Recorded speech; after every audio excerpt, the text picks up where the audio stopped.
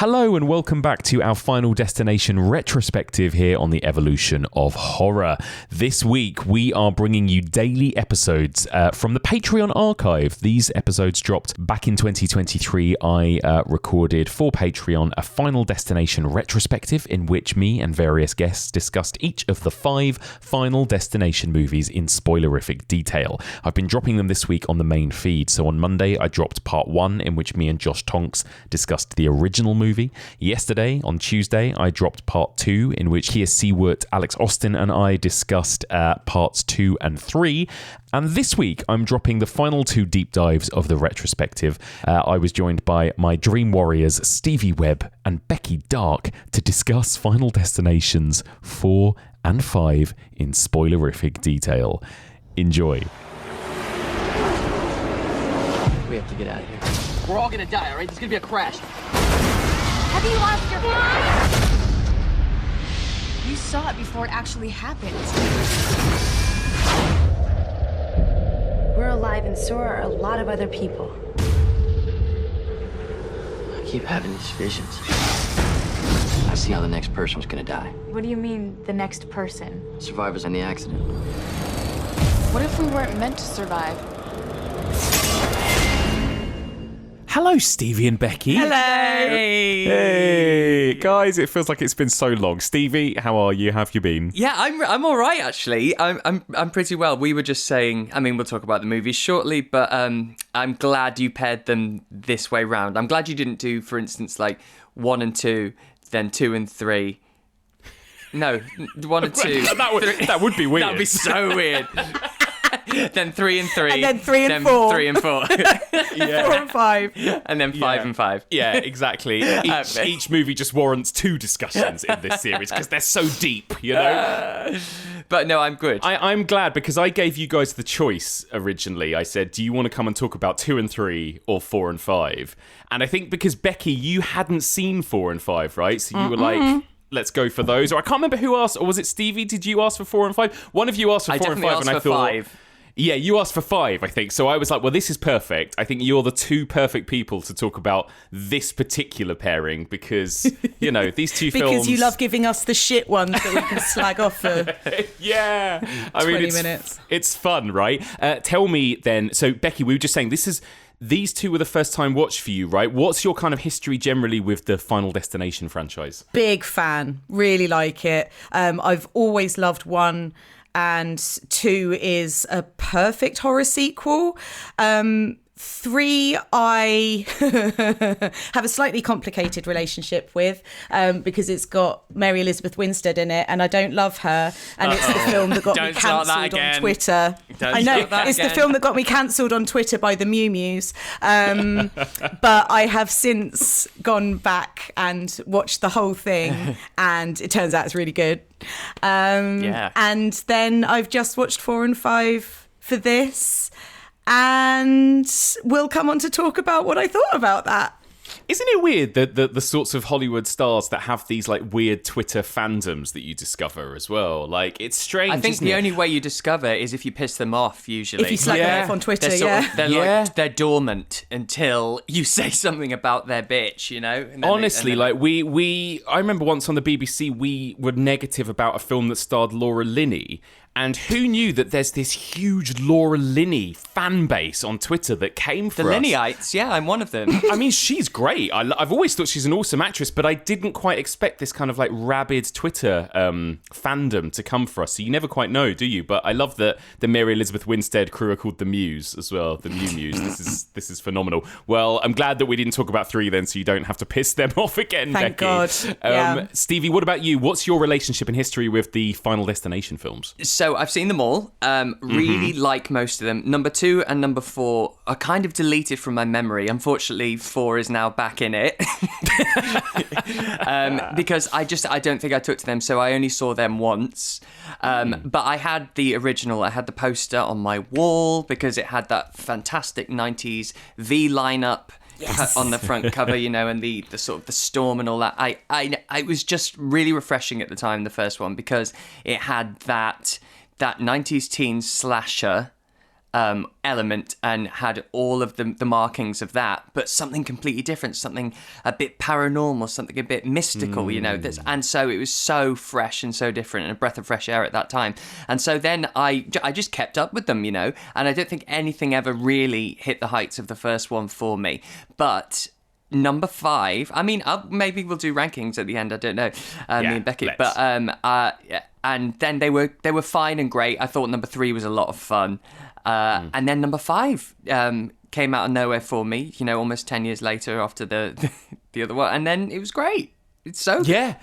And like, Stevie, they did feel like a bit of a breath of fresh air in a way through the 2000s, right, too? Because I remember going to see them at the cinema, and when we were in the midst of like Saw movies, Hostel movies, Wolf Creek, and that kind of thing, every now and then it would be like, oh, here's this fun, like almost like 90s slasher, right? That it felt like it kind of stuck out from everything else at the time, too, which is quite nice. Yeah, totally. I think it was one of those nice constants that's always there as a palate cleanser. Almost like the when I quite compare them a decade later to the Paranormal Activity series. You know, it's just that whenever you get one, it's like, oh, I know what this is going to be because it's the same formula, but it gets me and it's always good, it's always exciting. And so I think, for the 2000s, you had Final Destination, and then you had Paranormal Activity coming up just after that, and it was fantastic. Little peppered throughout the decade. Becky, how are you feeling? It's coming back, right? We are getting a Final Destination 6. I think it's finally been confirmed. Will you be going to see a new Final Destination movie at the cinema, do you think? Yeah, totally. Yeah, like Stevie, I'm always happy when you get a new one. I know that I didn't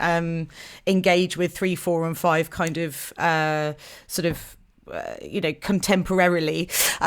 But I agree with this idea of them being just quite a happy little constant, that I sort of always just knew they were there in the background if I needed one in my life, you know, like a little sort of little comfort blanket. So yeah, I'm excited to see what they do with the new one. I mean, we'll come on to talk about obviously the way that 5 finishes, so whether it will just be a reboot or a rehash or a requel or whatever the fuck they decide to go with, or whether it'll sort of do something where it, you know, brings the old characters sort of back into the storyline or whatever.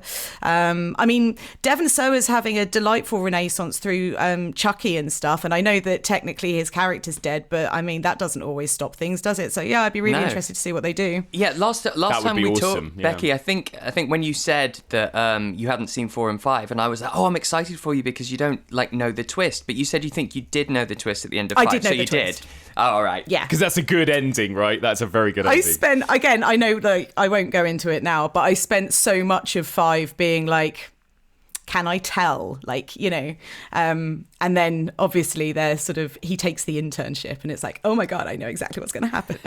That's so good. One of the things that me and Josh, like, because I spoke to the creator of the original, Jeffrey Reddick, and he sort of said he wanted to make like a Nightmare on Elm Street type film. And one of the things me and Josh talked about, Stevie, was that these movies do feel actually weirdly, even though they're so placed in that kind of 90s horror, they almost feel like 80s horror to me. Like, I think of them more in a way like Friday the 13th movies, because you go and sit down to watch them, it's like 80 to 90 minutes, and you don't really care about the characters, the dialogue. You're going to watch people die in fun ways, basically, aren't you? I mean, that is all you get out of these films.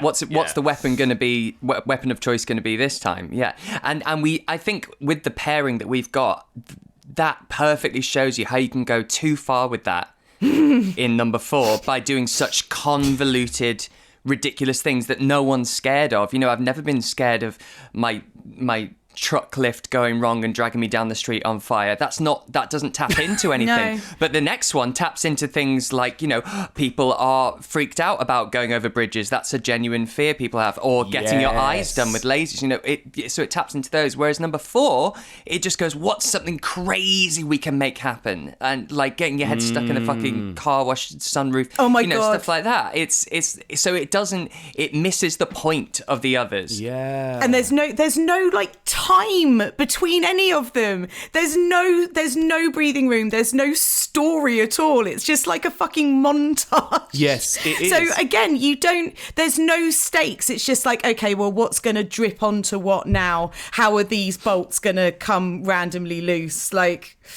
You know, You're right, where's the actually. electricity coming from in this fucking street? Yeah, I think the beauty of the films when they're at their best, right, is that, like, one of the reasons I think the car crash at the beginning of 2 is one of the best moments in the whole series is because it feels almost like believable. It's like, everyone drives on motorways or highways, and everyone will kind of know somebody who's been in some kind of car accident, no matter how extreme or mundane. And like, there is something about it that you can imagine happening. I think, they're authentic dangers, aren't they? They are authentic dangers. And you know how common those fucking wood trucks are now, because every time a horror fan sees one on a road, they take a picture of it with like a yeesh emoji under it. Are you guys, Stevie, would you say, this is a weird question, but I've been asking everyone, do you think about death a lot? Like, do you catastrophize in your mind? Yes, I do. Yeah. Yes, I do. And not due to these films, as I think a lot of people do since. I always have. Mm-hmm. I just always have. I think that's as a horror fan as well. And because I started so young, I've watched people die in every possible way since I was about 7 years old. And so it's hard to surprise me now. I'm like, oh, yeah, seen that one. It's going to be the meat hook. But if I'm sat alone, if I'm on the tube or something, I can go off on one and I see my death happen. And it happens a lot. And I think we all also have those, it's a weird evolutionary thing, have those odd urges as well, like stepping in front of a train or, jumping out of a window, stuff like that. You just get that weird base, odd, can't quite put your finger on it, primal urge. And so there's something about death that we are all fascinated with because we know it's going to happen, and you either accept that and at every moment think this could be it, like I do, or you don't. And I do catastrophize things. I see everything ending in death. Mm-hmm. Do you? And Becky, you're nodding effusively. Are you the same? Yeah, I'm mental. Yeah, of course. It's amazing we're all alive, though. I do think that every day. I'm like, amazing. If you're walking, the odds. It's crazy. You are doing so well. Yeah, we are beating the odds, right? Yeah. By just living from day to day. 100%. Yeah. Like, I catastrophize is the perfect word for it. I've had conversations with my therapist where she'll sort of, she'll ask me a question. She'll be like, so, when this thing happens, do you think this? What extreme does it go to? And I'm like, yes, doesn't everybody? I find it absolutely baffling that there are people out there who don't do this, who can just sort of like la la la la la through life, like not constantly. Like, I'm so risk averse because I'm convinced at all times that something's like, I'm going to fall off of something, or something's going to fall onto me, or somebody I love, or like, there's going to be an explosion or a terrorist attack or whatever. Yeah, I live my life in a constant state of fear, and it's exhausting. Oh, God. That's interesting because I don't think I think I do the same, but mine's not in a state of fear. I just kind of make up the worst possible scenario and let it play, and then I go, well, if it happens, then I won't be surprised because I thought about it. It's kind of like that. Well, that's healthier than mine, Stevie. I get, because I don't know, Stevie, how are you with flying? Because I wouldn't say I'm like I'm not a nervous flyer to the point where I wouldn't fly, but whenever I get like some turbulence on a flight, and then I will be like, I will go through every scenario in my mind of like, here we go, I'm gonna die, this is gonna happen, right? And it goes from kind of like panic to just resignation. I'm like, right, it's happening. Stevie, how are you on planes? I'm all right. Well, planes and being on the ocean, but those two are exceptions because like I'm a thrill seeker. Like I bungee jump and I'll do all those I love amusement parks, and we'll go on the backwards bungee rides and all that. But planes and water, whether it's boat and stuff, those two make me a bit nervous because I think I've said this before, we're not meant to be there. We're not meant to be in the air, and we're not meant to be in the water. That's why we can't breathe in the water, and that's why we don't have wings. So we are playing God when we're doing both of those. So it does make me nervous because I'm like, you know what? If it all goes wrong, it's our own fucking fault. And so it's quite a nervous thought I get. And then the thing is, when a turbulence does happen, there is nothing you can do. Nature will destroy you. We can't go, oh, I'm getting off this, it feels dangerous. You're in the air. So yes, and planes and boats make me a little bit nervous. I think that's what it is. You just have to completely relinquish control, completely. right? But there are some things you can control. Like Becky, I'm not going to go to a NASCAR race. I think I'm all right. I'll fine. Stay clear of that. I don't. And to be honest, like I'm not a thrill seeker, so I don't go bungee jumping and I don't go on roller coasters. And because life has enough shit that it's going to throw at you on a daily basis. There is always the risk of something going horribly, horribly wrong at any moment. The phone might ring any moment and something terrible is going to have happened. So why put yourself in the position where you're like tempting fate? No, thank you. I'm on my little sofa, wrapped in a blanket, quite happy. Well, yes. And like, I think that's wise because I have actually witnessed firsthand that Becky can just be walking down the street and suddenly I turned around and she was just horizontal on the floor in the road. Yeah, right. And she just somehow just completely just stacked it and I have no idea how or why. And then your legs are bleeding and I'm like, what the hell just happened? And Becky's like, I don't know what just happened. I fall over all the time. Sometimes I'm drunk. Sometimes I'm not. Sometimes I'm wearing ridiculous high heels. Sometimes I'm not. There's no rhyme nor reason to it. I will just be walking along quite happily and the next thing I've stacked it and I'm on the floor and I'm bleeding. It happens all the time. Yeah, just stay horizontal under soft blankets, I think, at all times, Becky, is my advice. So there you go. So let's get into Final Destination 4. The Final Destination, right, as it's called, which is really confusing. It's really confusing that 1, 2, 3, and 5 are all on one streaming platform and then 4 was on another as well. You can see why. You said, Mike, it was like, and Prime were like, no thanks. Fuck this one. It's almost like everyone would rather just pretend this one doesn't exist, right, from the series. Yeah. So it's from 2009. It's very 2009. And it's directed by David R. Ellis, who was the director of Part 2, which was, generally considered by fans to be one of the best in the series, right? So hopes are high. Stevie, give us a little plot synopsis, what there is of it. Tell us all about Final Destination 4. Okay, guys. Here we go. The Final Destination. Okay. As the old saying goes, if it ain't broke, don't fucking break it. Meet our core 4. Dark-haired guy, red-haired girl, dark-haired girl, and blonde tips guy.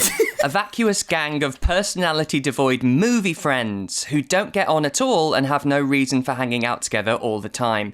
On this occasion, they arrange to all go to the big car race together. Something strange happens, however. Nick, our underwritten hero, lives through a vision of what's to come.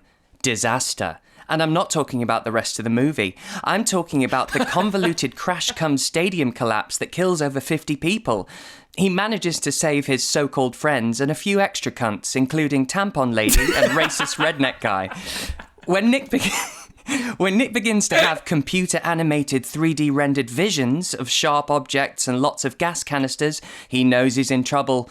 This town is renowned for never putting a cap back on a flammable, corrosive or combustible liquid. So lots of horrible people die in more utterly confusing and pathetically constructed ways, all married with a delicious racist sauce. Is death stalking them? Or is this town riddled with health and safety negligence? I don't care. And you shouldn't either. Because it's set in a police and trauma-free universe where everyone is just kind of fine and goes about their business. The Final Destination? More like the final how fucking dare you release this shit and think we wouldn't notice. Right, now let's get to the coffee shop and slam some shots of latte. I went full out. The shot of latte. I know that this is like one of the last moments of the film, but after sitting through an hour and 19 minutes of this ridiculous movie, and then we get to Death by Caffeine, the coffee shop, and he buys the girls their coffee because they've survived all of this trauma, and he's got this huge choco whipped mega fucking mocha syrup thing that he's like, ha ha ha, oh no, it tastes disgusting. And he moves out of the way so that we can see her small latte, which is half a cup of white Americano that somebody has already drunk out of. And I was like, fuck this film. That's it. It's now gone too far. Yes, well, there you go. So you weren't a fan, Becky, by the sounds of it, I take it. It's not a good one, is it? No. It's I laughed a lot and was incredulous a lot, and Stevie's synopsis has just done it more justice than 90 minutes of this terrible sequel. Yeah, Stevie, what on earth happened? What went so wrong in this movie? It's abhorrent. I hated it so much. I was physically angry. I had nail marks in my legs because I was so angry. They've just gone, oh, I know what everyone comes to see this for, crazy deaths. And they don't realise what's great about the first one and some of the subsequent ones is the connections between the people, the stories of them trying to live their life and death getting in the way. We're not following death. In this one, death is our antagonist that we are with the whole time. We're not with different pockets of lives and death interrupting them. They've just missed what everybody likes about this franchise, and they've just gone, right, this, and then what's with the fucking racist stuff? I don't. It's for no reason. Twice. And actually a little bit in the fifth one as well, but not as... But it's just so unself-aware. Like, there is... The minimal amount of dialogue is so basic. It is like... It's like when, they've done a one-page treatment of the story, and that is all of the dialogue in it. So he says, oh no, this has happened before. I Googled it, and then tells us what we know before, and there was no connections, no relationships between these people, and they are all horrendous stereotypes. The clothes they make, the redhead girl wear, what's her name? Exactly. Exactly. No one knows. No. And then you've got the douchebag blonde guy who's just saying all these chauvinistic things and horrendous. His name is Hunt, and yeah, at some his ex-girlfriend refers to him as Hunt, but seems to always preface his name with a word that ends with a C sound. So she'll be like, "Don't be such a jerk, cunt." Yeah. Good. Very good. I just hated it. I hated it. It's really bad, isn't it? It's really, really bad. And I remember I hadn't seen it since the cinema, and I remember thinking it was bad at the cinema in 2009. I hadn't revisited it since, but I forgot just how bad this movie is. And you're right, the really weird, uncomfortable kind of racism, misogyny, homophobia, like everything that's in here for absolutely no reason. It's not doing anything with any of those things. No. It just is just chucking it in, and the writing is really terrible. And even if the writing was bad and I could just go and appreciate it for the schlocky deaths, that would be one thing. But this is some of the worst CGI I have ever seen in my life as well, right? And also they do this weird thing where, they'll have like the scene, we'll get into it, but the scene in the barbershop, which sets up loads of like cool, like the kind of salon, hair salon, like sets up loads of cool potential deaths, and the ceiling fan and the thing on the, and like the clippers and the nail clippers. And I was actually being like, oh, what's going to happen? And then nothing happens. And then she walks outside and some CGI thing flies through her eye. And you go, oh, well, that was... What? Like, I don't know. It feels like every time it could potentially do something good, it chooses to do something really shit. It's really weird. I think they think they're being clever by doing that. They definitely think because they think we're going, oh, I know what's going to happen. And then they go, haha, no, it's none of those things. And it's like, that can be done. It's like... I think the screw on the balance beam is a masterful way to show tension and anticipation. The way they do that is perfect. And they're trying to do that in this by going, basically, this shop is just not up to code and it goes nowhere. It's just really annoying because they think they're fooling us, but actually they're just disappointing us. Exactly that. The writing, I think, is the thing, Becky, that really kind of... it really sticks out, doesn't it? Like, I was really it made me realize, Becky, kind of, because we review stuff every month on Fresh Blood, and Stevie, I know you watch new stuff every month, and it's really made me realize how far we've come in horror, that like, oh my God, nothing is this level of bad anymore. I don't think, at least something that would get a theatrical release, you know? No, totally. There are lines in this, like, I think it was a vision. It was like I saw clues to how he was going to die. Thank you for explaining that to us in this part 4 sequel. This fourth part of this ongoing franchise that all has the same theme running through it. Thank you. And like this weird fucking self-referential shit. Like, are you sure you don't want to come to the movie? It's in 3D. There's other things. There's elements. Well, first of all, the 3D shit. Yeah, we'll talk about that in a bit, because some of it I can't. Especially his visions. Why are his visions rendered for 3D? Like, why is the snake an actual snake? Why is the that snake an actual snake and then turns into why is that? Is that Death being artistic and going, oh, maybe I'll show him this and then show him what? And also, you know, is that a new thing? Remind me, Mike, at the beginning, where he's getting a heads up of what's going on by things like Life's a Bitch and Then You Die t-shirt, and In Memory of Our Dead Drivers, the leaflet that lands on him. Like, are we saying now Jesus is involved? Is this Jesus going, oh, this is going to happen, and Death's battling? Or is Death going, oh, by the way, you could get out of this, I'm giving you clip? Where's that coming from? There's always, and the mythology is always a bit inconsistent through this series, right? There has always been this element of signs, like look out for the signs, look out for the warnings. Some of the films have done this a lot cleverer than others, and again, this is just... I think this was just their really dumb way of being like, signs...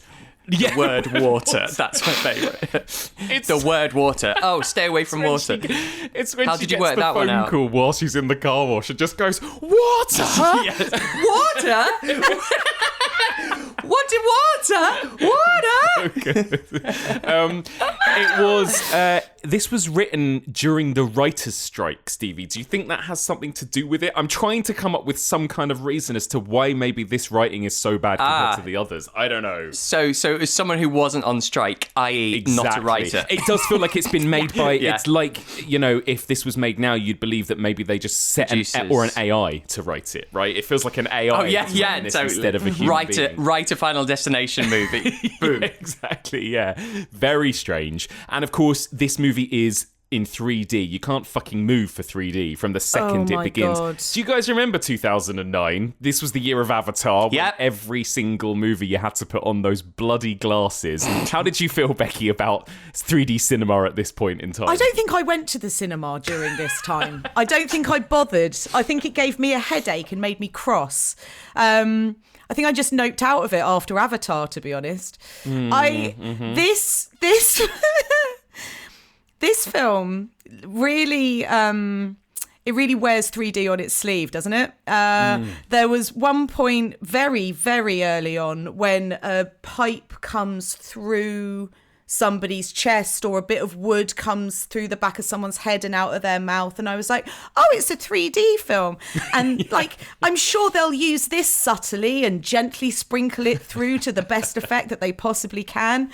Or you could have CGI snakes jumping at the screen, which then turn into the like staff of pharmacy or whatever the fuck it's called. It's not subtle. Let's put it that way.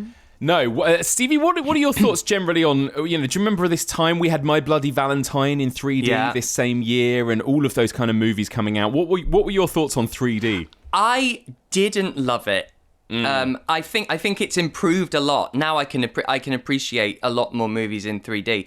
But back then it just kind of distracted me and annoyed me, and also it just didn't. It never really fucking worked, did it? No. Like even back in the days when you'd had to have the two colours on, you know, the red and the green. Like that was worked. better, but it just doesn't work. Like you're not actually going whoa whoa, the way they try and advertise, like, you know, every moment in this that they can, something fucking points at the screen. And I try to think, imagine if that was coming at me, I'd be like, oh, that's annoying. Yeah, I just don't see the excitement. It's not like they even just use it for the kills. Like, that could have been cool. It's like, you know, these sequences don't really live up to the earlier films. So what could they have done differently? Like, fine, okay, right, well, we can't write them really well because all of the decent writers are on strike. So let's use this technology to kind of bring something different to these kill sequences. But they don't even just use it for that and kind of like hold it back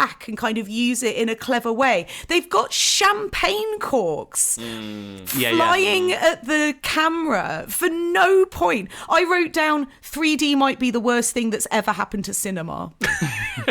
Yeah, it is. And there's something charming about it in older movies. There's like whole sequences, aren't there, Stevie, in Friday the 13th Part 3, where someone's just like playing with a yo-yo and it's coming towards the screen. Awesome. That's awesome, that bit. I have to say, though, I mean, obviously I didn't see the 3D. The best thing about this entire film, though, has to be the credits. I do like the x-rays of all the previous deaths in the movies. I thought that was good. Really cool. And I think in 3D that would probably be quite fun. Yeah, it kind of peaks in the credits, actually, at the beginning, doesn't it, I think? I think, and the CGI is such a shame because, again, David R. Ellis, he was a stunt director. He was, like, second unit stunt director. He did, like, Misery and Warlock, Becky. And and he did, when he did Final Destination 2, he came on as this stunt director, and you could tell, right, because that car crash, again, it was all done practically. He had like dummies and all this kind of thing, and you could feel the weight of those moments in Final Destination 2. And I don't know if it was his choice or studio's choice, but making everything CGI in this movie as well, it just looks like a bad video game, doesn't it, I think? Yeah, it does.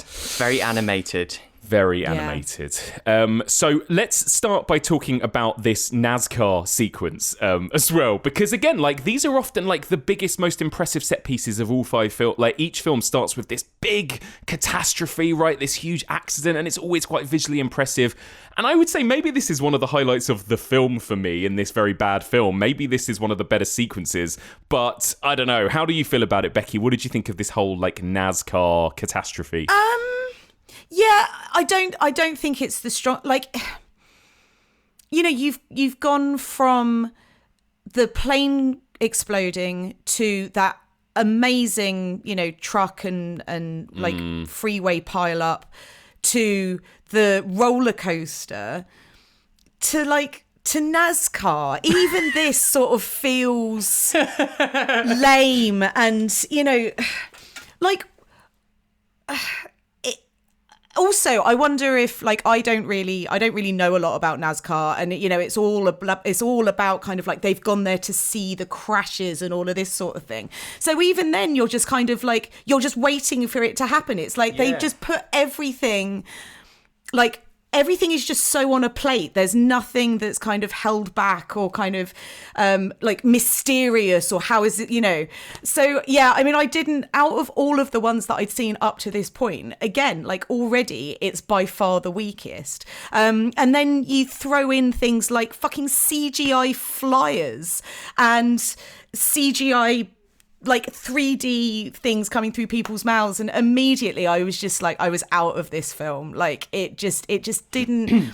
You're right, you know, this is the bit of the film that that is supposed to kind of set up everything else, and is like the most iconic bit of each of these each of the entries to this franchise, is this opening. It's like James Bond, right? It's like the opening scene, and this one was just a bit crap. It's weird as well, isn't it? Because, like, Stevie, I feel like they could have picked a million other things to do that is a bit more like an everyday situation that we've all been in, like a plane crash, like a car crash, like even a roller coaster. Like, why? Pick something else, right? It's a really weird choice.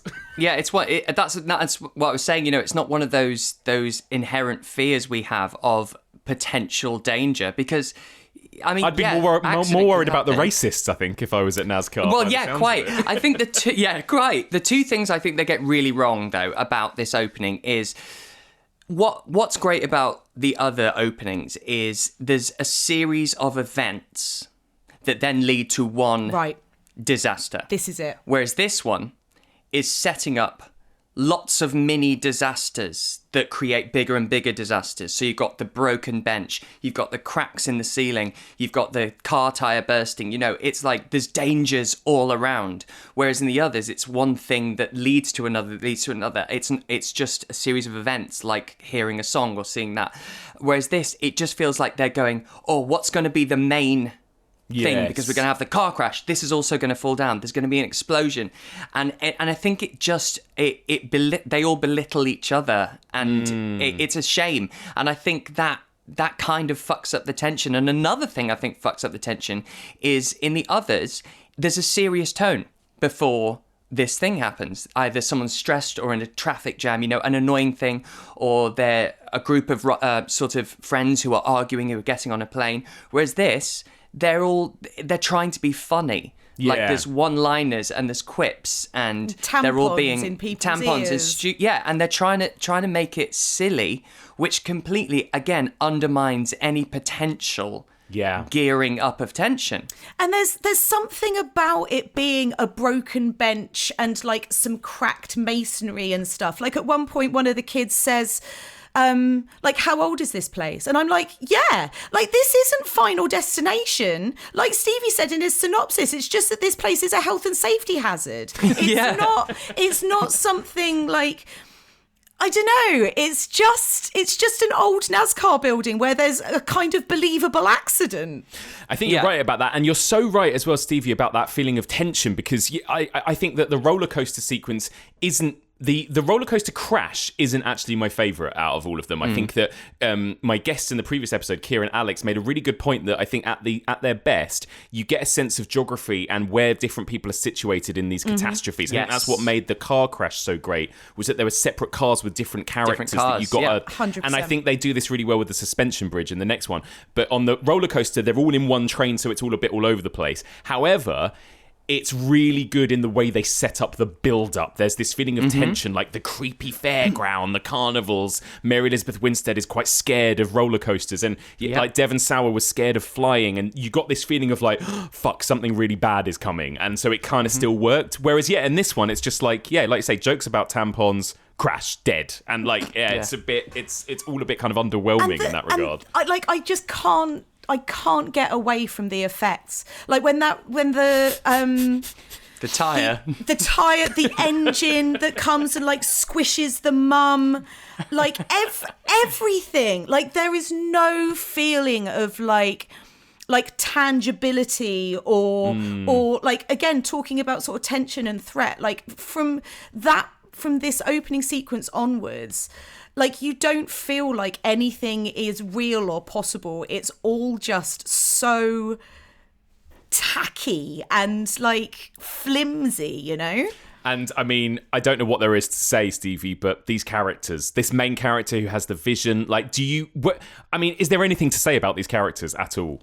It's appalling. It really is appalling. Thinking that this is acceptable for us to follow these people. Granted, a lot of the people in Final Destination films we don't care about that much, but that's deliberate so that we don't get shocked or upset when they die. So it's more of like, oh my god, you know. But they still have to be human beings so that we can at least relate to them and their fears. They don't have to be complete characters, but they're just but I don't know why they're hanging out either, because the two guys hate each other. One of the girls is such a stereotypical sort of fucking bimbo, and then you've got the girl next door, the virginal one, and it's like, hang on, what year is this? No, and it's not done in a meta or self-referential horror way. It's they're trying to play it genuinely with, oh my god, it's no. Yeah, you're so right. And actually, Becky, like, even when some of these characters are very stereotypical in other films, they're still kind of fun. So, like, the two bimbos that get in the sunbeds together. Right. Oh, yeah. Like, they are very two-dimensional, but they're quite fun to spend time with. And it's the same with some of the characters in 2, like the woman on her cell phone. And they are caricatures, but they're quite entertaining. Whereas this lot are just like, I don't want to spend another minute with them. No, and I think it's this it's with the bimbos, with the woman on her phone, like it's it's aware of what it's doing. It knows that it's writing these characters as those characters. It doesn't think that it's writing clever characters that should be carrying a film. And those also, in those instances, those are like fun ancillary characters that you're sort of waiting to, like, especially with like the sunbeds and stuff. Like, I love all that. Yeah. Whereas with this, like, this is our core four. Like, what? Unbelievable. And they, oh my God, they go so heavy-handed on going, oh, he's got a special coin, he's got his lucky coin. In every scene that he's in that Hunt the Cunt is in, he's going to be flipping that coin and it's going to be a massive thing. No, they just introduce it so that they can have a 3D moment of it falling on his guts. When he's like that, he is the most, you know, there's that TikTok video of like what teen boys sounded like in 2000s movies, right? That is him. When he's like, I'm going to go do what I do best, get laid and stuff. And like every line, he is just the worst. And then it turns out he's terrible in bed. Shocker. Yeah, that's the thing. Like, it's presenting us with these awful characters, and I think it's trying to sort of make out that these are awful people, right? But at the same time, it's not. It's doing it so badly that it's just really unpleasant. Yeah, it's trying to do it amusingly. Like the racist, like what's this whole thing about? And again, I know it's making fun of probably the sorts of people that go to NASCARs, and so you have this like stereotypical racist. But again, like, what is this adding to this slasher film? What do we need this? And then this whole kind of lynching death scene that he gets. It's really weird, isn't it? Yeah, it's for that, isn't it? Because they've come up with a death of like, oh, let's do a lynching, but let's sort of flip it and invert it, and so it's like a racist white guy that gets lynched. So we're gonna go, oh my God, that's so fucking deep. Oh my God, wow, what a statement. What do you fuck off? And like we still have to have the actual N-word in it, and like it's hideous. It's hideous. It feels really out of place in this teen slasher movie. Like, what on earth? That's the first death after the accident, isn't it? It's the racist who, like, for some reason decides he's going to come after this guy. He's going to burn a cross in his, like, no, what? Like, come on. It's like the in this fun, like, early noughties, like, fourth installment of a fun slasher franchise. Sure. Yeah, we get a really, really clever sort of cut-in of dialogue because George, the security guard, says, hey, I wanted to ask, how did you... And then the racist steps in and goes, kill my wife. Like, breaks in and finishes the sentence. And it's, oh, that was... Cool. Yeah, cool. It's pretty bad. I think the saving grace about this film is that it's very short and that the deaths do come pretty thick and fast from this point, right? And, you know, so you get the kind of... The racist dies, I think, 20 minutes in. Next up, you get the girl in the salon, which again just felt like a kind of like wasted opportunity, right? She gets the thing through the eye. Yeah. What did you think of that? You sent us a clip of this one, Becky. The guy that gets like squished up against the fence and his innards kind of come out. Moment of the film turns into chunky salsa. It's like one of those like Play-Doh factory things that you have. Like this I would have genuinely loved to have seen in 3D. Like, it's really good. The way he sort of like slides through it in like little they're not triangles, are they? What's that called? Rhombus? Yeah, little rhombus. I don't know. Yeah, maybe. It's ridiculous though, isn't it? And then Stevie, I think we need to spend some time talking about the swimming pool death. Like, what on earth is happening here? Again, as I said in my synopsis, this town, you know, health and safety in this particular town is riddled with inadequacy. Why is the drain pool lever just there? Yep. There's no chain on it, like with a fire extinguisher. There's no key you need to use. There's no case you need to break. You can just drain. Anyone can drain it. And what the fuck? What are you talking about? It's so ridiculous. And they think they're being clever by going, oh, who is it? Because we've seen the word water shining. Clear Rivers water. Oh, please. I know. Clear Rivers water. Clear Rivers water. Because you know that one of the other characters is called Clear Rivers, though. You know that, right? Like, oh, my God, that's so clever. You know, that's so clever. Isn't that clever? Oh. Remember, though, by this point, they have both been told... oh, I think we're being killed because we dodged death. But they're still going to the pool. They're still washing their car. They're having a lovely, just living their normal life. It's fine. It's fucking ridiculous. And everyone has a one-liner before they die. And what they're doing is they're taking that one great bit with the bus in the first one. Yeah. They're taking that and going, oh, everyone loved that. Let's do that with every single death. Like before he gets Play-Doh'd, he goes, looks like it's not my fucking day to die, and then he dies, Or the woman goes, I'm gonna keep my eye on you. Eye just flying out, It's unbelievable. It's much funnier when you deliver it, Steve. It is, yeah.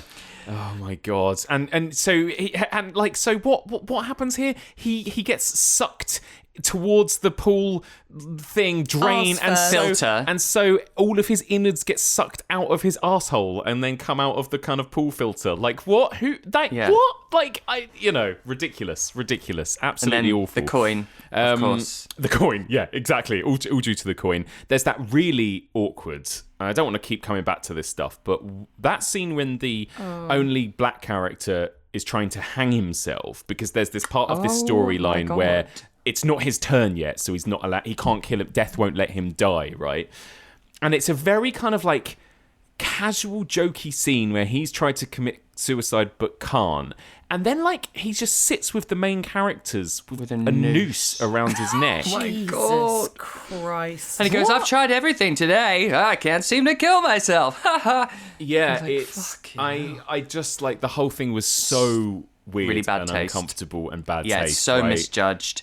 Yeah, and also, the bit where they're like, let's go back to the scene of the accident. And they just go. This is not cordoned off. It is not absolutely overrun with detectives and health and safety board members. It's just abandoned. Even just like a carpenter, putting things back together, anything. Yeah, there's blood on the ground. There's pieces of evidence that don't have little lines drawn around them with a number on a little board, It's just been left. And not only that, the only security there is still the fucking guy. He's still working there. Yeah, have some time He's off. still the security guy. He's just been through this trauma, and he's still the only person on site keeping it safe. And he goes, oh, well, should we look at the tapes from that night? So the police haven't even gone, do you know what? Can we take those tapes to investigate possibly what happened in this unbelievable disaster? No, they've left the tapes there and just gone, oh, a lot of people died. That was bad. Yeah. What the fuck? What the hell? And also, the whole point of him going back and standing there was so that he could, remember his vision and think about who dies next, which he doesn't. He goes there and he goes, right, the racist died first. And, yeah, we know that. He's already dead. Yes. Then the woman from the salon died next. And, yeah, we know that. She's dead. And then he's like, and then I can't remember what happened next. I'm like, great. So that was worth the trip then. Yeah. Unbelievable.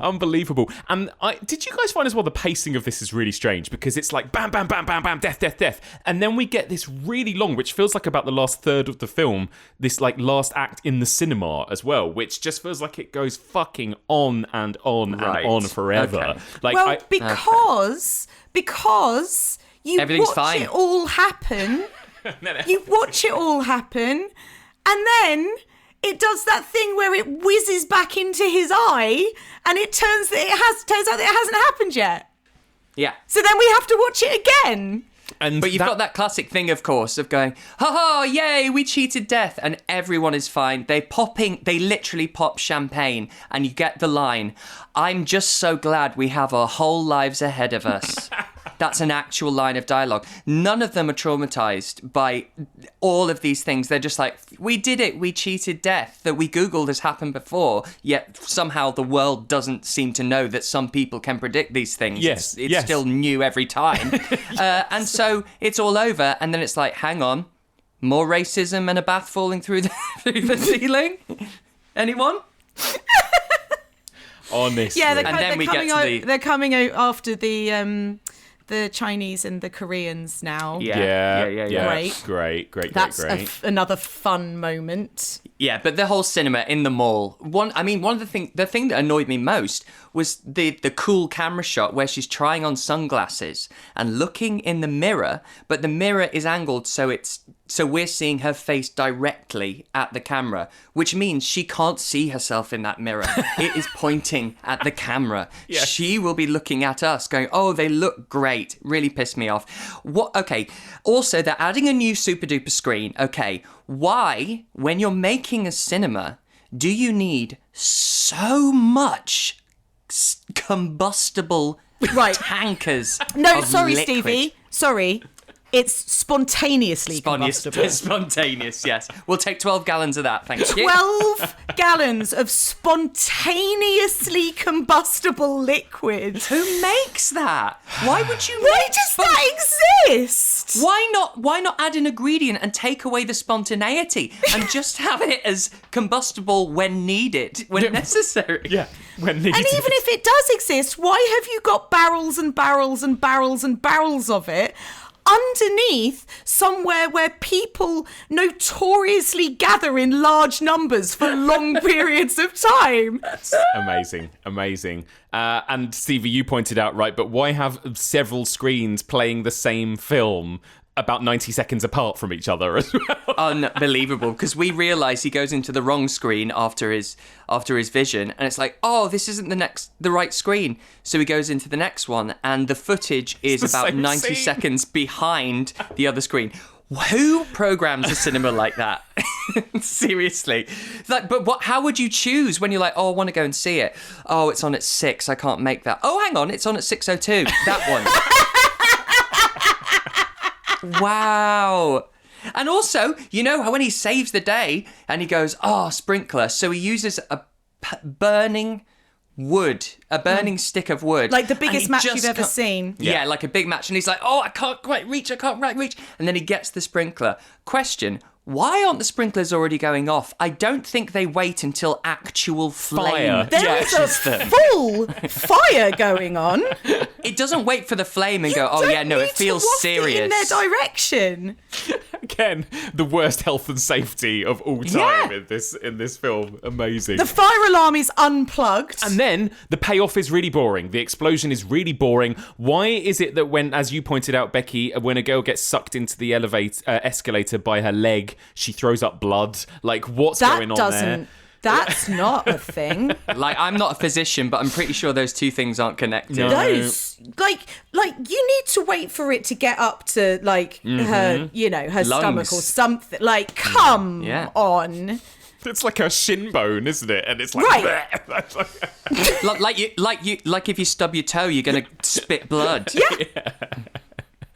Yeah, it's a terrible sequence, that whole escalator sequence as well. Again, like, who thought that was going to turn out well? It's really not. Well, but it does turn out well, doesn't it? Because it doesn't even happen. Right, and then I thought, oh, ha, ha, ha, fun punchline, it was just a vision. Credits now, please. Oh, no, we go on and on and on as he has to then stop it from happening. Like, because that sort of happens at the end of 3, right, Stevie? There's someone that has a vision of the subway crashing, and then it turns out to be a vision, but then it's kind of like, the train goes off into the tunnel and the credits roll. And I'm like, well, that's fine.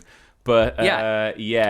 But this one, it carries on. As you say, there's an epilogue where they go to their coffee shop, of course, their favourite coffee shop, and it's all Death by happy. Caffeine. And she has, Death by Caffeine, and she has the shot of thing. Who's etching these warning wards?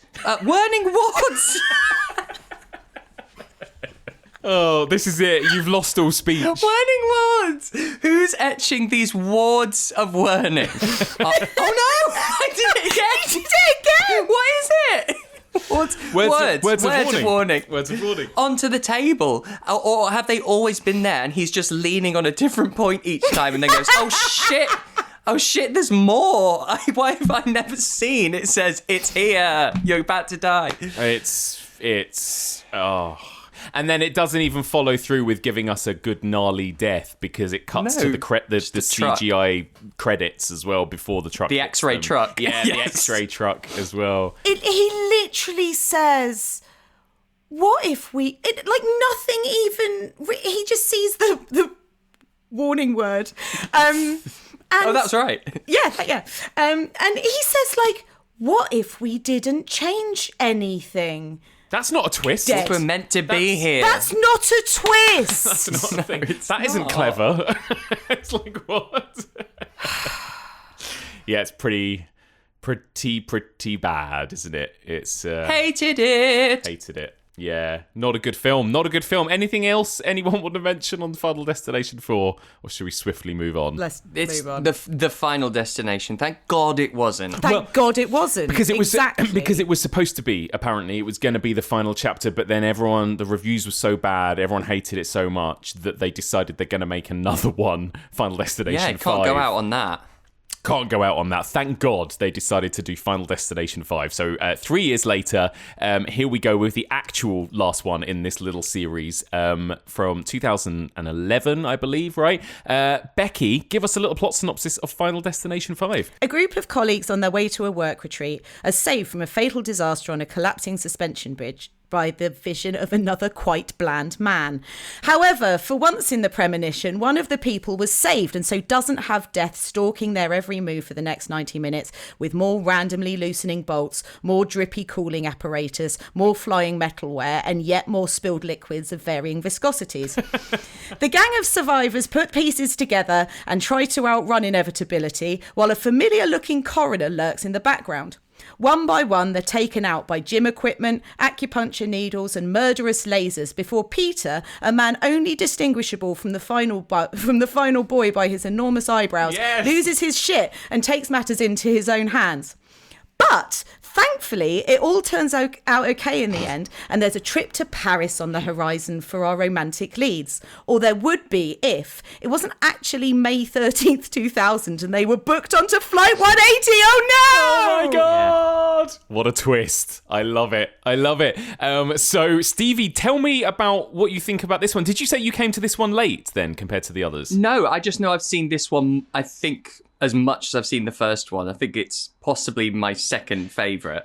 I just think it's great, especially watching it in succession with the one before. It just shows you, it highlights everything that's wrong with the one before, and it shows you everything that they get right by watching that. You know, the dialogue is great. It's snappy. It's also, there's still a lot of corniness, but in this one, it's much more self-aware and self-referential and deliberate. The characters are more rounded. I think the deaths tap into, as I was saying before, you know, more realistic fears. It's snappy. I think it's it's actually well planned. It's thought out. And yeah, I think it's much more akin to the original, and well, literally as well, because this is technically the original. Yes. We find out at the end, because this happens before the first one. And the only, you know, and even though I knew that, I kind of forgot. The only clue is you see like a really 2000s Motorola that someone puts down when he's having the acupuncture, you know, and he references Lisa Loeb. Oh yes, that's a good point. Yeah, you say. Because I did think that was a weird reference in 2011. I didn't actually think about that. Yeah, that's good. I think it's great. I really do. Characters are much, much better, and as I say, more deliberately annoying. Becky, this was a first time watch for you, right? This morning. What did you think? This morning, yeah. I really, really enjoyed it. I thought it was great. I was so much happier spending time with these characters than I was last night with 4.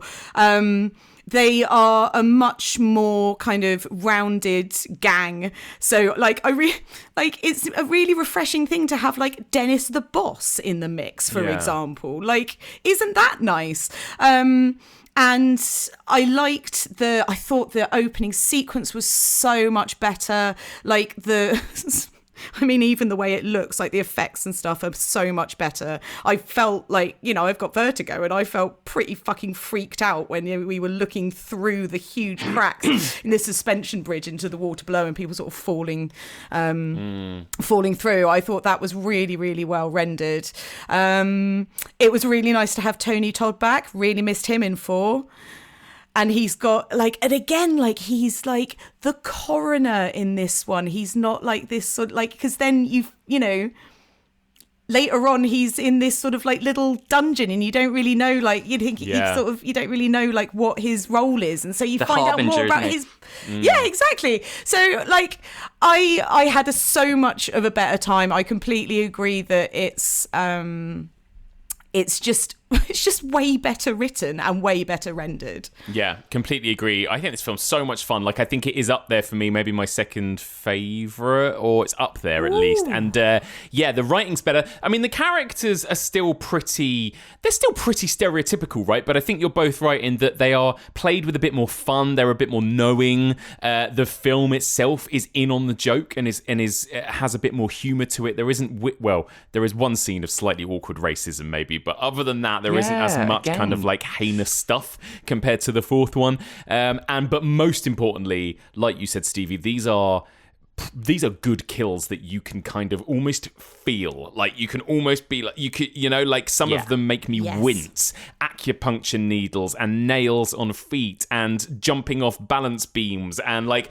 all these kind of little things that they focus on that actually, again, like really make you feel the tension and feel the stakes throughout. And that's kind of all I want from a Final Destination film, So and it's not just death after death. It doesn't go death vision. No.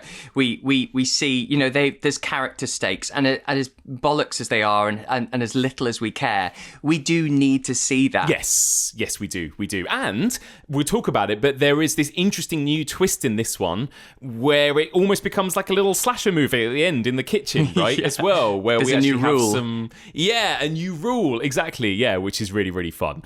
So let's start at the beginning with the big accident. With the suspension bridge.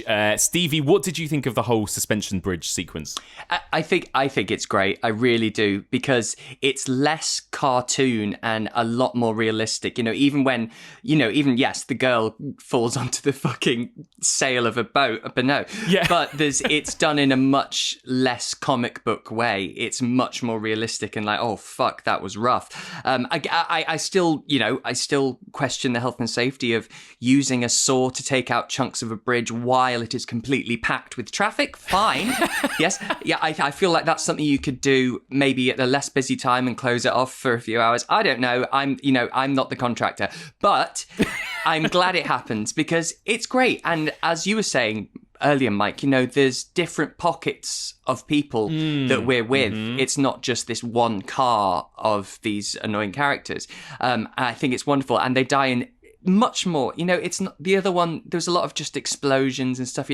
This one, someone gets melted with boiling hot tarmac. Yes. There's people, even the little touch when he falls off the bridge and smashes his head on the cinder block at the bottom, the blood sprays. It's all horrible, effective, fun, but genuinely, with this one, actually makes you go, oof, as well, which I think has been missing. And it's another sort of road traffic accident, technically, Becky, right? But it does feel different enough to the pile up on the freeway. It feels like this is more kind of like vertical, I suppose. And the way in which people die is different in this one, isn't it, I think? It does, yeah. I mean, I think it's brilliant. Like I say, like the effects and stuff are really like vertigo inducing. I love it being like the extra level of peril that you get, it being like suspended above water. Like bridges are fucking like, you have to really trust bridge engineers. Do you know what I mean? Like that's a really there's a lot of responsibility in that job, especially when you're traveling over like I don't know where they are actually in the States, but like whatever that fucking massive body of water is that they're going over. So yeah, I like the extra stakes that you get with the bridge, and I like that it's a bigger group of people, sort of all contained within the bus, but then you obviously have that sort of spilling out onto all of the other vehicles on the bridge. I've got a couple of questions, sort of like weird detail questions. There's the bit where the Lisa Loeb character leaves her, this is why Lisa Loeb comes up, because she leaves her glasses behind in her like rocker boyfriend's van, and also why we later come on to her having like LASIK surgery. But she's blind enough that she literally can't see like where to kind of walk on this bridge, and Sam, the like main guy is like, just follow the sound of her voice, like as if she was literally blind, and yet she can see enough that she accidentally forgot her glasses like in her boyfriend's van. I don't know that this is really marrying up too much. Doesn't check out, does it? What do we think of the characters then? Yeah, 'Cause, Stevie, there are still a fair share of kind of bimbos and douchebags, I would say, amongst these characters, right? But what do you think of them on the whole, all of this group on this coach? Well, it's a step up, isn't it? It really is. And they play archetypes, most of them, and that's fine. I don't think anything will ever really capture the realism of the original, because they felt like a tight-knit group who had known each other for years. These feel like actors who have been put together to play certain characters, So and they have to protect, and they have to act like they're bouncing off each other, like they've grown up together. And I mean, they're fine. But the thing is, they're written well enough that I don't really have to pull them apart or question too many things about them, because I can go, all right, okay, I believe you enough that we can go on with this story. And I quite like that they're work colleagues in this one as well, because Stevie, you made the point with 4 right. that, why are these people even hanging out together? Like, I don't believe that, even if, like, everybody knows that when you're at school, right, you hang out with who you hang out with because you kind of have to. These aren't necessarily like chosen friends. Like, we're now chosen friends because we've all got something in common. When you're at school, there's very little you can do. You just hang out with who's in your class. But these guys in 4 would never have been friends. And you get that so much with the dynamics between people. Like, I know we've spoken about it in the past, just like being kind of like horrible to each other. And it's so boring. Like, it's not banter, it's not witty, it's just like obnoxious. And I guess what I really liked about this being a slightly different dynamic between the characters was, they haven't all sort of spent years growing up together, and they have all been just sort of thrown together in this. And there's like, there's different dynamics between, slightly weirdly, the boss fucking the intern. Have we decided that that's happening? But at least there's like different kind of dynamics between like the big boss and the middle management and the guy who works like in the plant, and this one's an ex-girlfriend, and blah blah blah blah blah. It just felt a little more meaty, I guess. A bit more mature as well. Yeah, they're a bit more mature. Because actually, because other than the first movie and then the 4th one, they're not so... Like, these movies aren't always that teen-centric. I suppose the 3rd one is a bit too, but the 2nd one is just like random adults that are on this freeway together. Yeah, that's true, actually. It's a return to that, yeah, isn't it is, which I quite like. Although, I got to say, like, the final boy... The boy that has the vision, like, I mean, do we care / remember anything about him, really? Isn't it the same guy from 4? Like, literally. Yes, and also, as you pointed out, Becky, basically the same as his psychotic best friend who has slightly bigger eyebrows than him, right? But that's sort of it. I've got to say, Stevie, I didn't care much about this guy and his breakup at the beginning, and also about his girlfriend either, really. Like Sam, whatever it is. Yeah. No, don't care. But they don't dwell on it that long. But what I do like is, in the others, every time someone's gone like, oh, I think I know what's going on, it's this, it seems to be like there's a pattern, you get like, oh yeah, okay, you've got to tell us this, we know. And I always question, like, these are big world events, these disasters in the previous ones, and people would know now that there's people that are predicting these disasters, and I found myself doing it again with this one, going, oh, why, when he's saying, oh, I saw it happen, is no one going, what, like all those other people? But you forget, this hasn't happened before. It's actually very clever, because they know how annoying that sort of shit is going to be. Yes. And then you're not allowed to be annoyed by the end, because you're like, oh, okay, all right, he's the original, he's the Oracle. It's true. It works well, actually. And then you do have your classic Final Destination douchebag, PJ Burns character, right? Isaac. Oh, it's really good, though. I like it. But he is like he's kind of in on the joke, right? I think he's self-referential. Yeah, it's self-aware. Yeah. Yes, It's deliberately going, oh, I'm playing the douche in a Final Destination film. I'm going to say some pretty awkward and problematic things, and I'm going to be a complete jerk. And that's fine. But again, isn't it nice that he doesn't look exactly like Hunt from the last one? Like he's like the tech support guy or something. Right. Like, I like that he's sort of this. He's so nerdy... from The Office, isn't he? Yeah, exactly. Like rather than being yet another frosted tipped jock. Yes, exactly that. So of course, like soon enough, the kills start coming thick and fast, right? And is the first one the gymnastics one, which is, for my money, I think maybe my favourite kind of set piece across all 5 films. I absolutely love it. Good. Stevie, what do you think of this set piece?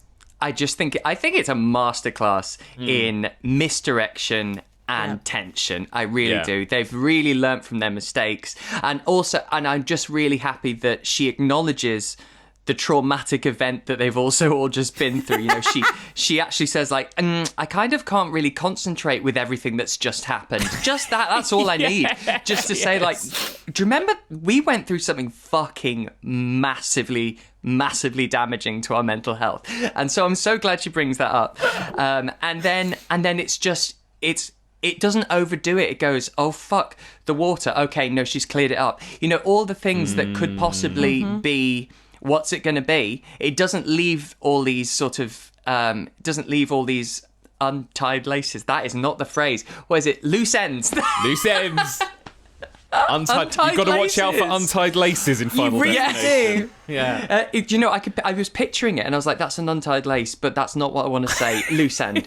That's it. But it goes, we've dealt with that one. The water's, got a towel on it, all this sort of stuff. She's hopping over that fucking screw. Oh. It's so brilliant. It's so realistic. And I know that's a weird thing to say.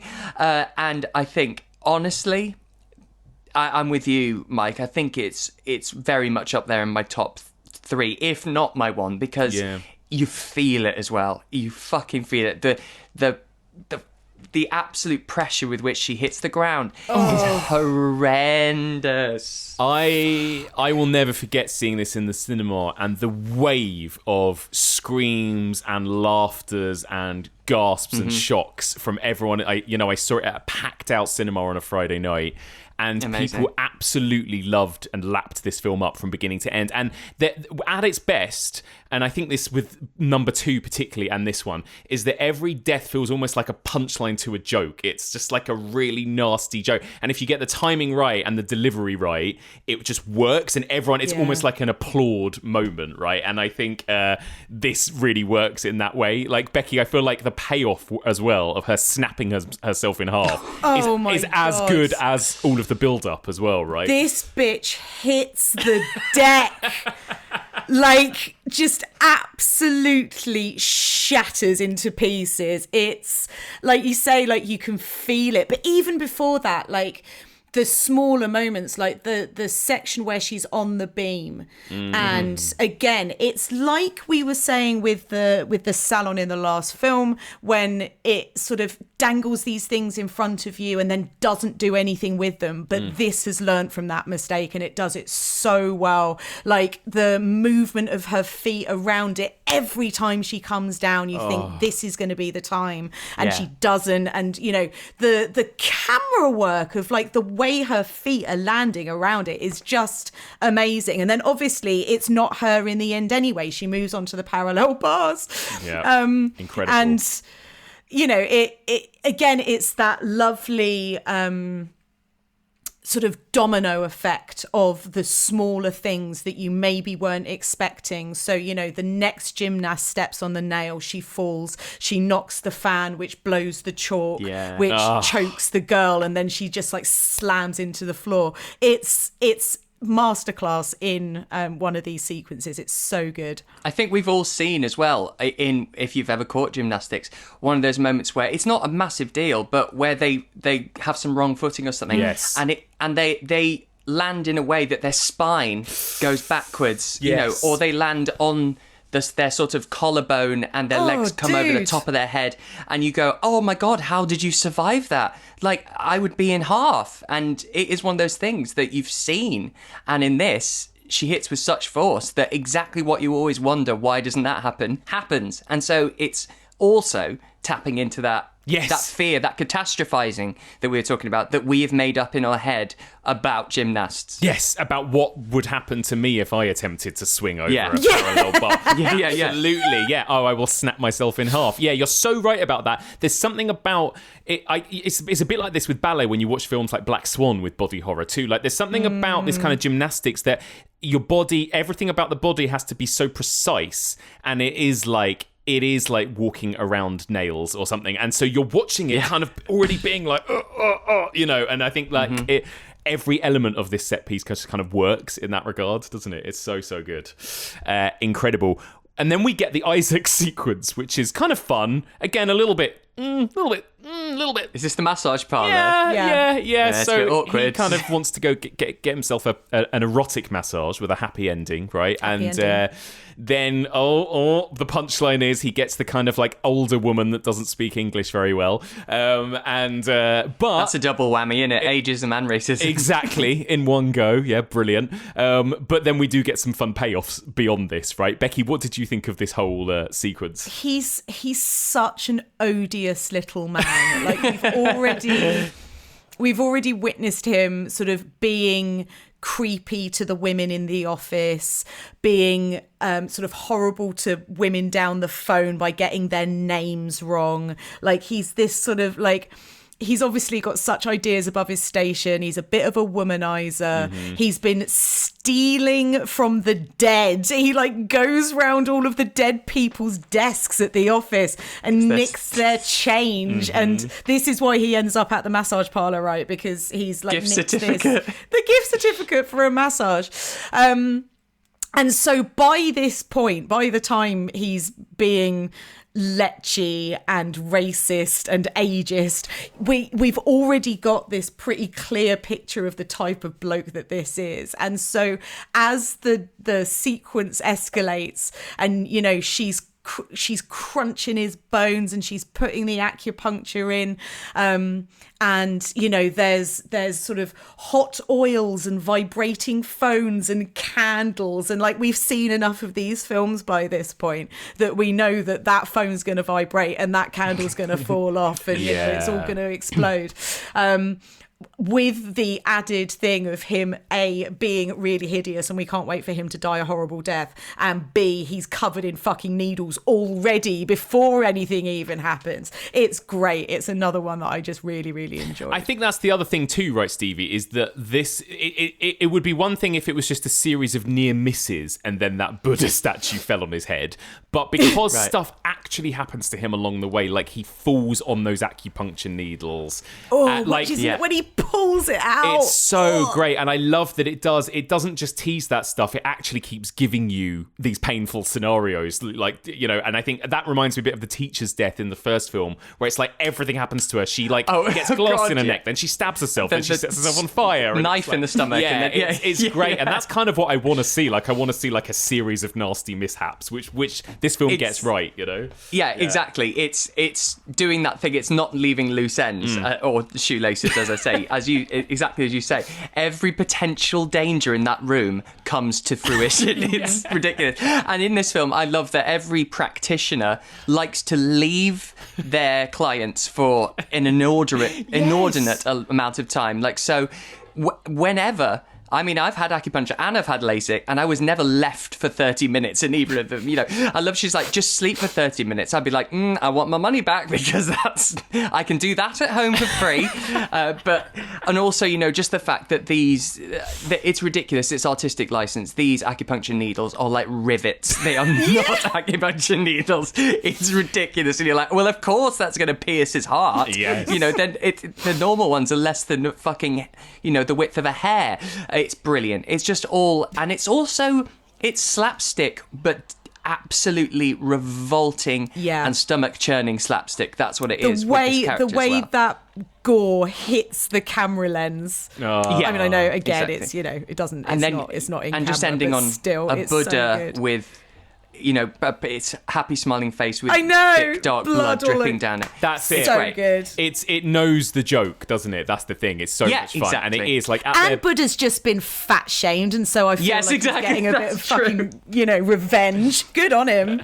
so good. Yeah. I absolutely love it. And also there is like I think at their best they feel like kind of really great Looney Tunes cartoons or something. I think, or Tom and Jerry cartoons. Yeah, some of these it's set that. pieces, Totally. Itchy and scratchy. Yeah, And again, exactly that. acupuncture for a lot of people who won't go near it. It's a genuine, and it is a phobia because it makes sense. Phobias are fears that make sense. Oh no! It's the other way around. It's a fear because who wants to have needles stuck into them? So they're just tapping into that. Totally, it's very good. Totally agree. And the same with the laser eye surgery too. Yeah, another right? thing I've had both of those. Yes, terrifying. I was. Oh, before that Yeah, though, go on. sorry. One of my I had to write this down. One of my favourite lines of exchanges of dialogue, which made me howl because it's so bizarre and unneeded. So when Tony Todd turns up again, they say to him, "You again? Who are you? What's happening here?" Tony Todd says, "What makes you think I know anything?" And they say, "Because you warned us at the funeral." And then he says, Yes, I've seen this happen before." What? Why the test? Why go, "What makes you think I know anything?" Well, because you told us you did when you arrived at the funeral like a vulture seeking out death. Oh, yes. No, yes. I do know something. Well, in that case, I will tell you. Why have that exchange? Are they just trying to give him more lines? I was like, what? You've told me... What? It's bonkers. Sorry, yeah, I had to write that down. But the LASIK, lovely, yes. Oh, the laser. Well, I think that's the thing. Like, again, it's something I was wincing during this eye scene, even just when they clamped the eye open before anything had happened. Horrendous. Yet, right? Becky, I didn't. What did you think of this sequence? I didn't like it. No, You're not meant to. No, I know you're not meant to, and it fucking worked. Yeah. It with the little, even putting the drops in her eyes, I winced. Let alone before they start using the fucking little metal clamps like Clockwork Orange, and it looks like he keeps saying to her, "Relax." Like, have you ever had one of these fucking things put on your eye, mate? Are you mental? Who's relaxing in this situation? Yeah, and I mean, eye trauma is just so easily mined for this sort of thing, right? Like, it's just got like horror written all over it. They're so delicate and precious, and you also get the lovely bit where the teddy bears, because she's got the teddy bear that she's squeezing, and his eye pops out as well. Yes. So it's like double eye trauma. The whole thing is just absolutely wince-inducing for me. So, Stevie, you've actually had this done. You've had a laser eye I just surgery. had it in January. Oh my god! How were you nervous going in? When I had my first consultation, in the consultation, she said, "It's nothing like Final Destination," in case you've seen that. No way! Yeah. Because it did the rounds, especially when this came out. That's when internet and memes and videos were really taking over. And a lot of people had seen the gymnastics section and the eye trauma section without ever seeing the film. And those are the two that really did the rounds. And so she actually said it, so they were aware. And there was a big response from the LASIK eye surgery commission about saying, "Oh, it's nothing like this. This film's doing bad for business." It was actually an issue that was raised and brought up, but it is nothing like that. What I think the worst thing about this is he numbs her eye, clamps it open, and then goes, "Oh, God, got the wrong paperwork. Let me just..." Why? No, you check the file. You sit her down. You sit her down, open the file, and go, "Let's have a look here what we're doing today. Let's see what the prescription is." You have a little look at that and chat and calm them down first. You don't do it and then go, Before "Oh, the eye God." clamp. Yeah, eye clamp, and then go, "Oh, hang on, I'll just pop out." And he's having a lovely natter out there with her going, "Oh, where's that bloody file?" It's so good. Unbelievable. So good. she's left there. But it's luckily, it's a little bit like that, but nothing like that. There's no red laser, and it's not like it doesn't burn or anything. You do smell burning though, because the bit that I think is the worst that they didn't do is they slice a flap on your cornea. So they they put a suction on your eye so you can't move it, and then this blade comes across your eye, and you see this flap go up over your eye. So one, it's just connected on the very side, and then that's when your vision goes blurry because they've sliced through your eyeball. And then that's when the laser goes in, and you smell burning flesh. And it goes dit, dit, dit, dit, dit, and that's it. There's no red laser or anything. You're basically blind at this point. And then you see him close the flap, so you see this sort of palette come over your eye with his hand, and he sort of smooths over your flap again and connects it all together. And it's probably what they really do is probably worse to look at. Yes. So I was quite amused watching it this time round, having had it done and going, oh, I can see why a lot of people are like, fuck that. My God. Smooths over your flap. That's lovely. Your flap, lovely. Your jelly flap. Your jelly flap. What you've just described to me jelly is flap. so much worse than what happens in this film. It is, It yeah. is, it I mean, is. you don't feel it because you are numb, but you're awake. You're there.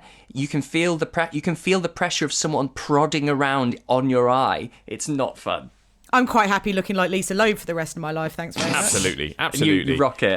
The brilliance, though, again, of this scene where it doesn't just give you the burning of the eye, it then gives you her falling out the window, smashing onto the car, and then her that's eyeball, what kills her. eyeball coming out, and then a truck running over it. It's like bang, bang, bang, bang, bang. It's so good. The classic 1, 2, 3. 4, 5, 6, 7. 7, 8, 9. Yes. Oh God, I loved it so much. So fun. Yeah, very good. But as we were saying, that sort of shit in the tone of it in the previous one doesn't work. In this, they know it's so slapstick and it's done so deliberately that you go, oh my God, of course, brilliant. What's next? So I should probably ask you both about Tony Todd, right? Because he's back and he is like, so he was in parts 1 and 2. I think his voice is heard in part 3, apparently. So 4 is, again, making 4 stand out from the rest, the only one that he has nothing to do with. But Becky, how was it for you seeing Tony Todd back in Loved this movie? it, obviously. Always a pleasure, never a chore. I liked that he wasn't just sort of locked in a little room where people go and visit him. I liked that he was out and about in the world doing his coroner stuff. Looking very handsome. It was great. Always a pleasure. It's great, right? Who do you think how do you interpret him, Stevie? Because this is something that Josh flagged to me. Like, is he actually death? Is he some sort of supernatural being? Like, have you ever thought about him in that way? I feel he's more of a vulture, and it's he's compelled to follow this thing, and you'll notice he doesn't deliberately get involved with anyone. He just gets spotted because you can't really miss Tony Todd when he's stood at a funeral and nobody knows who he is. He's going to get approached, and so he's kind of, I feel like he's almost a death chaser. Like he's so intrigued by it and he's following it around. But what's interesting is when he's talking about, I've seen this happen before, we immediately think he's talking about the first 2 films. Yeah. But they haven't happened.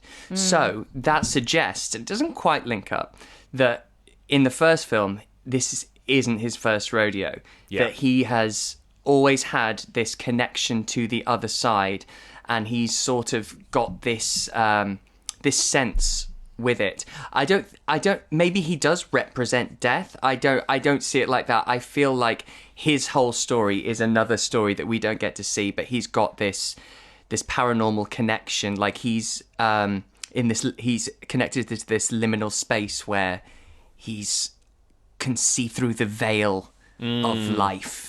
Something like that. I love it. I just love that he's there. Yeah, I like that. Becky, what about you? Have you ever kind of thought about like who or what this Tony Todd character actually is in this world? I think Stevie's put it really well, actually. He's explained my kind of thoughts on it way better than I could have done. I've always just assumed that he, like Stevie says, that he's sort of got this other story that we don't get to see. Yeah.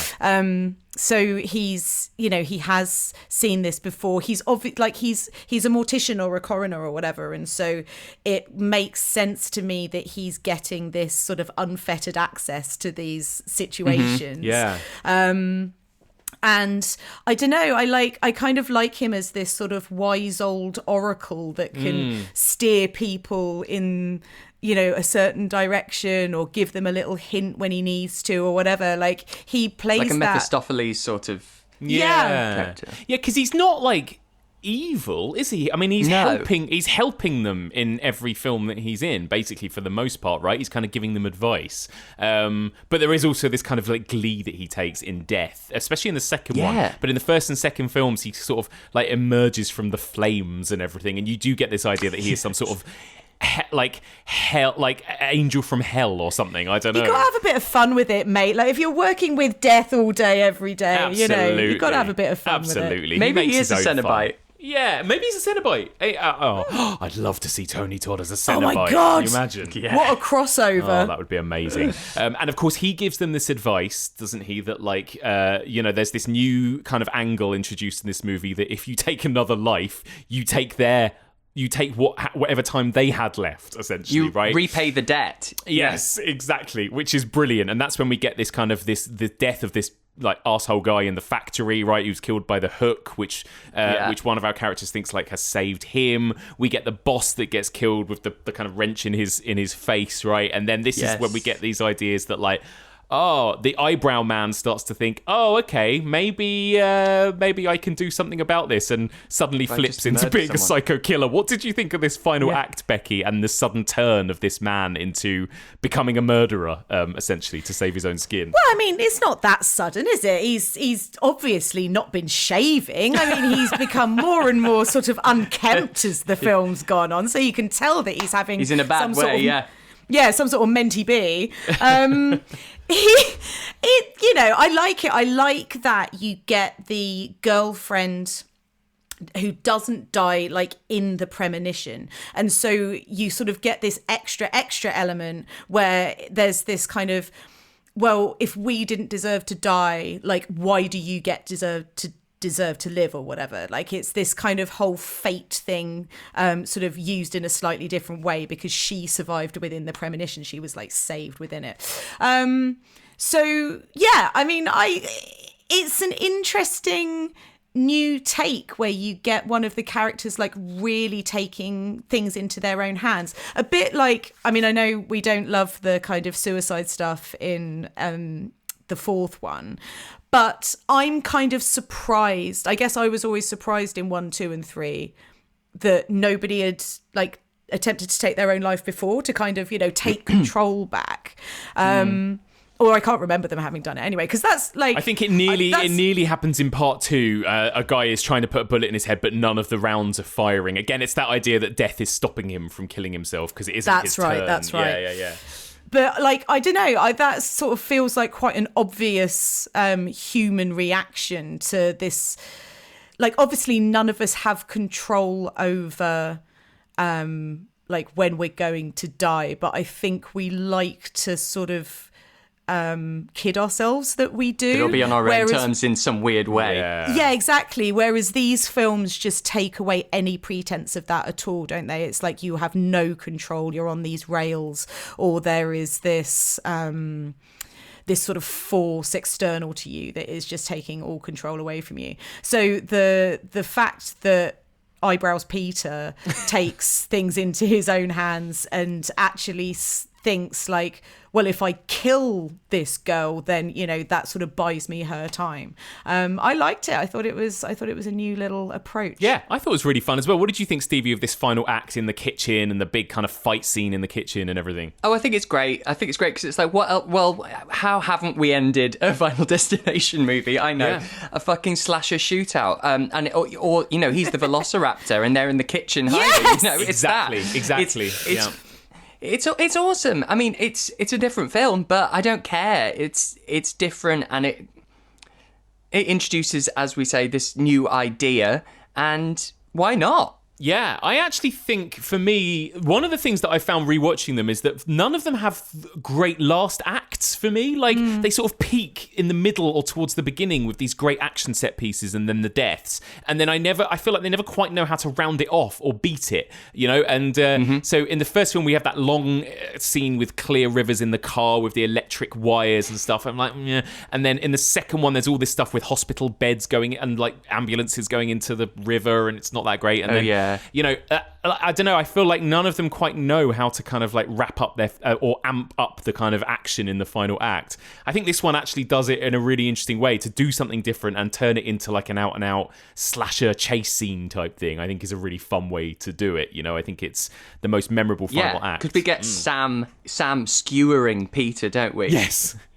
through the back, and it's great because we don't see much human on human, and it also brings out, I mean, let's not go too deep, but it's also, you know, brings out moral questions and about what, you know, lives taking other lives and all that sort of stuff. But it's welcome. It's more than welcome. It's silly, but it's fun. And, you know, and he goes into full 90s slasher killer monologue. You know, it's like, oh, I know this, we know where we are. Yeah, exactly. We're back in familiar territory here. I know. So Peter kills the FBI agent, so takes whatever time he has left, but then Sam kills Peter, so then he takes whatever time left that FBI agent had, right? Okay. And then of course we think it's all over, but of course, as with all Final Destination movies, we have that last stinger, and again, the best final stinger of any Final Destination film, right, where he's decided he's going to go pursue this career in Paris, this job that gets offered to him. They get on the plane, and then we have that brilliant footage of Devon Sawa and everyone from the first film, right? What a fun... Becky, so you already knew this was coming, did you, when you watched it this morning? I can't even remember when this was spoiled for me, like years and years and years ago, probably around the time that it was released. But I think I said when we were chatting before, like, spoilers don't bother me too much. I've never been one of these like rabid avoiders of spoilers.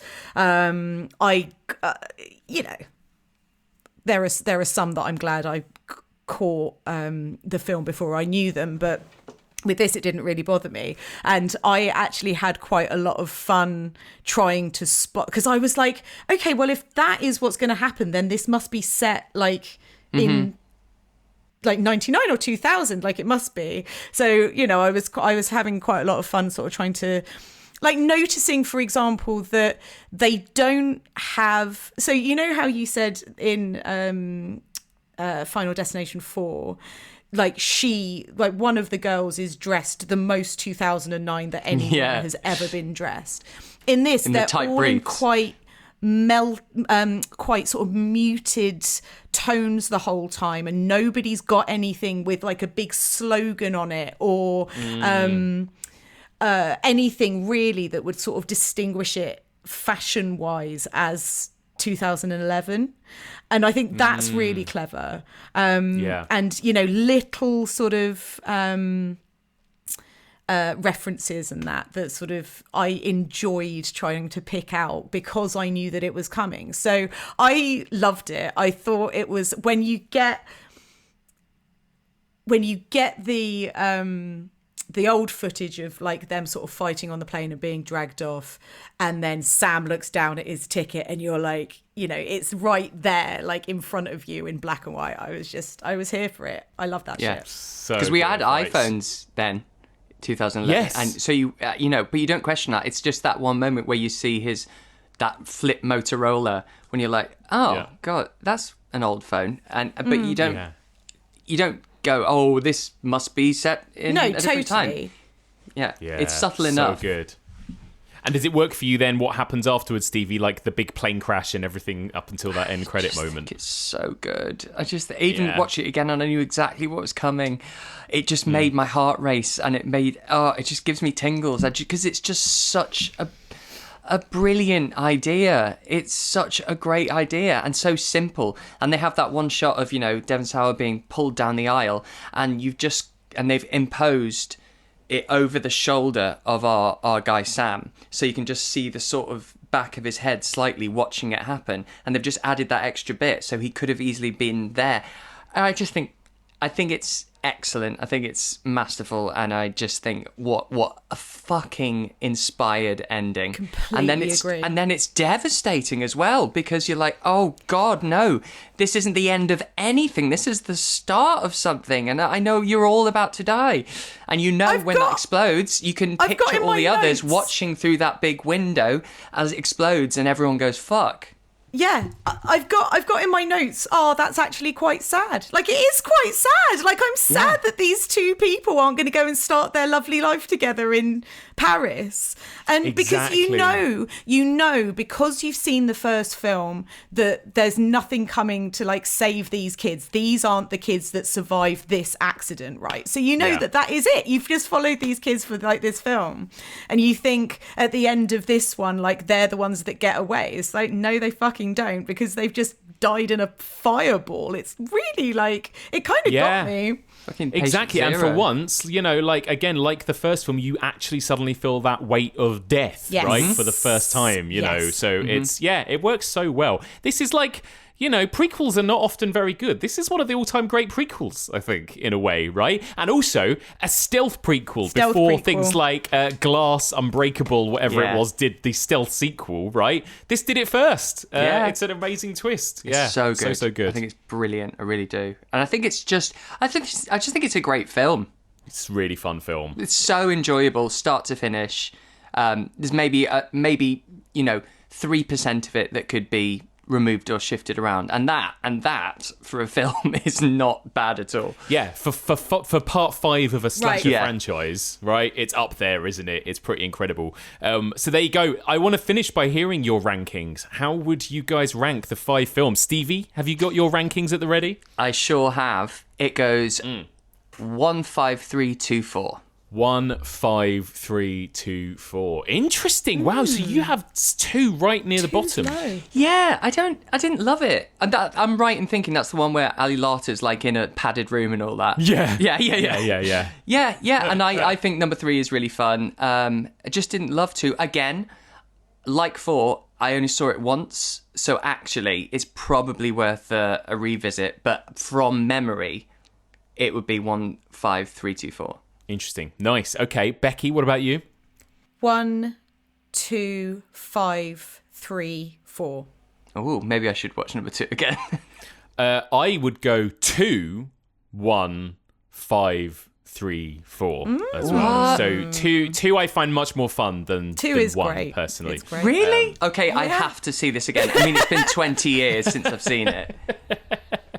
Oh, it's a banger. It's so good. Okay, but it's much more like 5. Well, it's more like the sequels tonally. I think the first one actually has that kind of emotional weight it's to very it, right? emo. Which none of the sequels have. Yeah, it's very emo. But actually, because of that, I find it more of a slog to rewatch personally. Right. Than some of the. There's just a lot of like mopey Ali Larter in the first one, which I get a bit bored of. Whereas I quite like the Tom and Jerry-esque set pieces that of makes a lot 2 of sense. onwards. Okay. All right. Maybe I'll watch that today. And how does it? And it's a shame that 4 in a way lets it down, right? Because this would be up there, right, Stevie, in terms of like consistently solid quality slasher franchises with like 5 or more entries, right? It must be up there. Yeah, definitely. And well, from what you've said about 2 as well, obviously it has been 20 years, and I do need to see it again because if it's both so high on your lists, but yeah, it's super solid because also it's its own thing. It's original, and the thing is, with such a specific idea, you can't copy this one. The way Scream, everyone can go, all right, let's make our own version of that. You can't really copy this idea. Only Final Destination can do Final Destination because it's a sub niche idea. Yes. That acts as its own genre, Yeah. So only Final Destination can do it. So you're not fed up either of oversaturation of this idea. And also its ideas haven't been used up by other people trying to make a similar film. It's got its own reserve. And I think for those reasons, and apart from number 4, banging banging franchise. Yeah, it just works. You know what you're getting in a way, right? I think that's what's really nice about it. Yeah. And yeah, we are going to be getting a 6th one as well. So I'm excited to see. One of the things that I didn't really think about as well, actually, that Jeffrey Reddick mentioned to me is, of course, another reason they couldn't just keep churning these out is compared to other slasher franchises, they're really expensive. Like they do actually cost a lot of money to pull off these movies because they're all about the spectacle. Like if anything, like even just the opening set pieces cost as much as like a whole Scream movie costs, apparently. So it's, you know, I guess makes sense. See why they weren't able to make a whole bunch of them. But yeah, what a joy, right, Becky? It's a joyous franchise. Total joy. I have so much fun with it anytime I revisit. You know, I've now added 5 to my revisit list for these. Like I will quite happily sit down and watch 1, 2, 3, 5 anytime. Yes, and 4 can get in the fucking bin. Yeah. But you know, that's not a bad ratio for a horror franchise. And yeah, I'm really, really happy that, because I'd had 5 bigged up to me.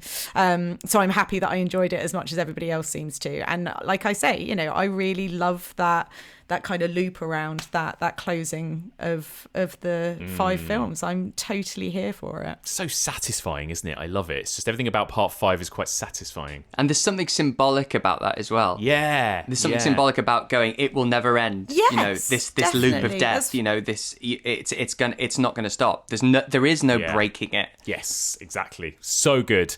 Oh, there you go. Well, guys, thank you. I had no idea that we would be talking for this long or there'd be so much to say about these 2 films. But there we go. We've had so much to talk about. Thank you so much for joining me. It's always the best time. And just remind us where people can find you and more of your stuff online. Becky? You can find me at Twitter and Instagram at Bunny Darke, and on Instagram at Becky Darke. And Stevie, what's happening with Brain Rot? Is it coming back soon? It is in June. We'll be coming back for series 4. I'm very excited. It's going to be a short. I know I say this every time. It's going to be a shorter series. I think I'm going to go for about 12 episodes. And I said that last time and it turned out to be 28. But and that's going to start again in June. I've got 2 very special guests already booked that I'm freaking out about, that I can't wait.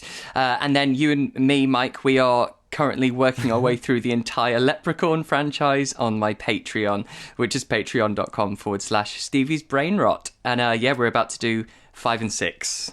Yes, we're going back to the hood. Can't wait. Guys, thank you very much. Thank you so much. Thank you. And there we go. That's it for part 3 of our Final Destination retrospective. That was such a fun discussion of those 2 movies. Be sure to get in touch on social media and let us know your thoughts on these. You can follow us on Instagram. You can also find me on Blue Sky. Now, keep your eyes peeled on this feed, because very soon we'll be dropping the deep dive discussion of the new movie, Final Destination Bloodlines. Join us soon for another bonus episode of the evolution of horror.